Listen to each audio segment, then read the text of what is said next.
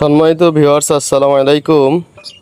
এবছর নাগাতার বৃষ্টি হওয়ার কারণে কিন্তু ধরেন আজ প্রায় 20-22 দিন ধরে একাধার বৃষ্টি হয়ে যাচ্ছে, যে কারণে আমাদের ভুঁই থেকে কিন্তু পানি সরতেছে না। আপনারা দেখতেছেন এই ড্রাগন বাগানটায় কিন্তু আজ প্রায় মাসখানেক ধরে গোড়ায় এবং ভিতরে পানি সরতেছে না। আজ কিন্তু ব্যাপক ফুলও ফুটেছে।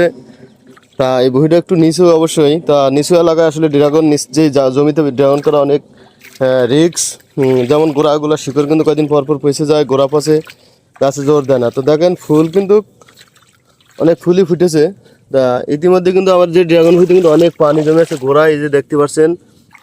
তা এইভাবে পানি বেঁধে থাকলে কিন্তু আসলেই আবাদ কিন্তু করা রিস্ক, কারণ এই আবাদে খরচ ওঠাও দুষ্কর, কারণ ট্রিটমেন্ট নিতে নিতে কিন্তু হয়রানি হয়ে যাওয়া লাগবে।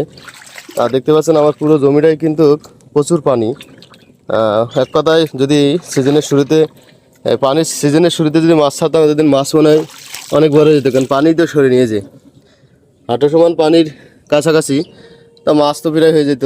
তো যাই হোক, এখন কষ্ট করে ওটা লাগবে, কারণ লাগাই ফেলাইছি নিচে এলাকায়, বুঝে শুনে আবারটা করে উঠতে হবে। দেখেন অনেক ফুল কিন্তু ফুটেছে, আজ ব্যাপক ফুল ফুটেছে আমার। আরও ওপরে দুটো জমি আছে, ওগুলো ভালো, কিন্তু এগুলো কিন্তু ডুবে থাকে। তা কিছুই করার নেই দর্শক।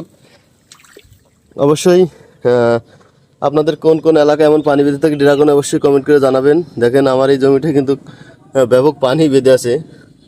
যাই কিছু করার নেই, যা নসিবে আছে তাই হবে ইনশাল্লাহ। সবাই দোয়া করবেন আমার জন্য এবং সুস্থ সবল থাকতে পারি সবসময়। ধন্যবাদ সবাইকে।